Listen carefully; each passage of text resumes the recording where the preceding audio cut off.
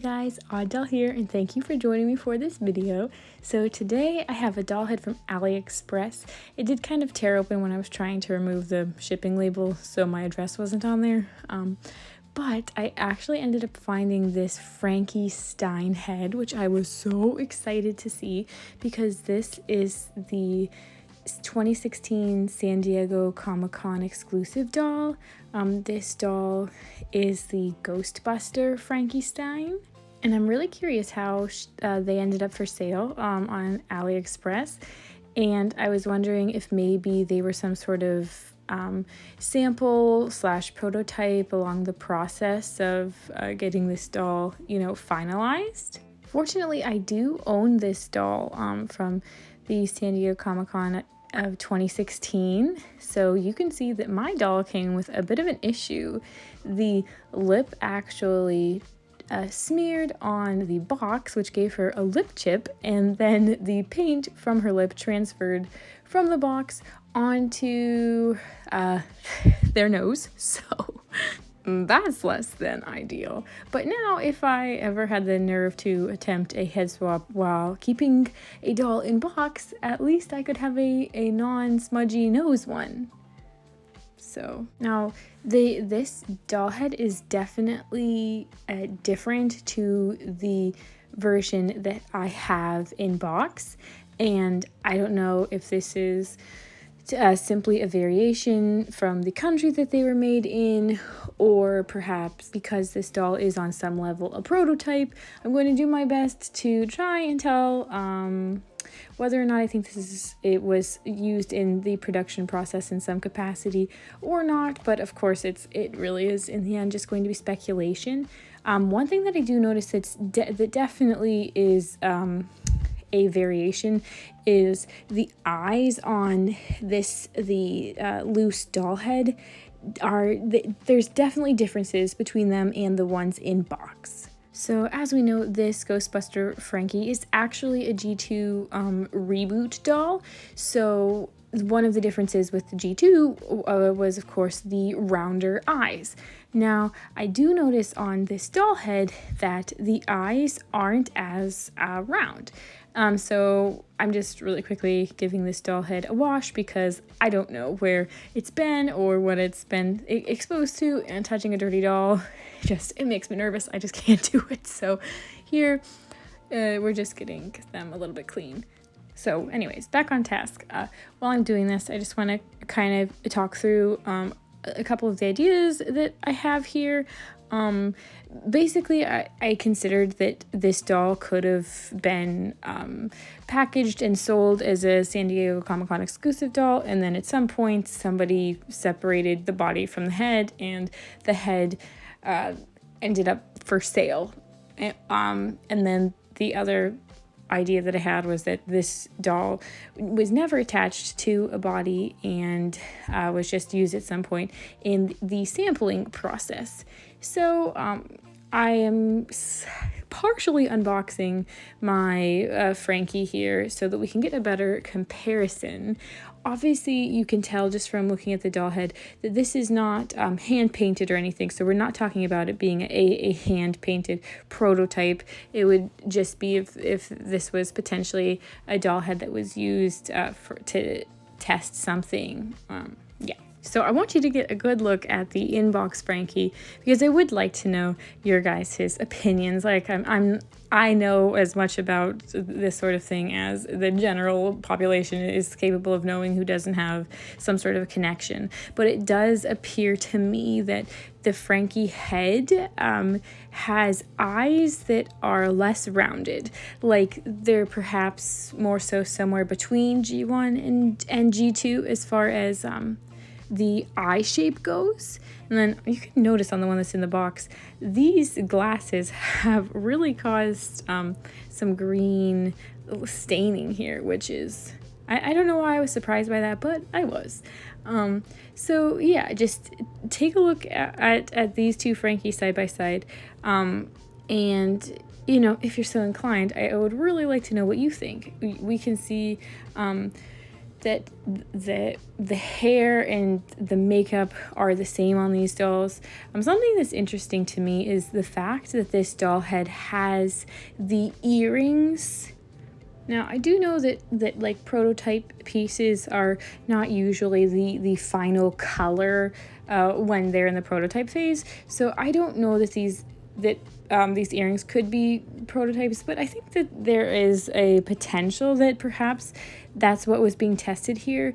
Another thing that I do notice about this doll head is that it doesn't have any level of hair product in it, whereas the inbox doll definitely does. And while the inbox doll, there's definitely glue seepage, there's also hair product in there, and this Frankie head is totally lacking it. This is just clean hair here. Now, of course, there is the potential that this doll head was owned by somebody at some point and any hair product in it was washed out of it, but I am going to sort of test out whether I think that this doll was packaged or not fully in their box a little bit later, and I think that will hopefully give a little bit of clarity to whether or not this doll was ever packaged.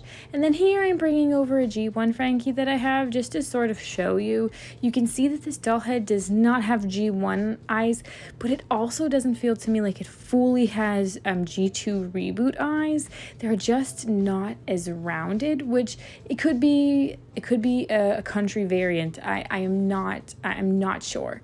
Now, I did want to show you on the bottom of this head here, we do have a little bit of a cut. So perhaps this was a factory reject. That's definitely a possibility. Even if that was the case, to me, it's still a cool find considering this is an SDCC doll here.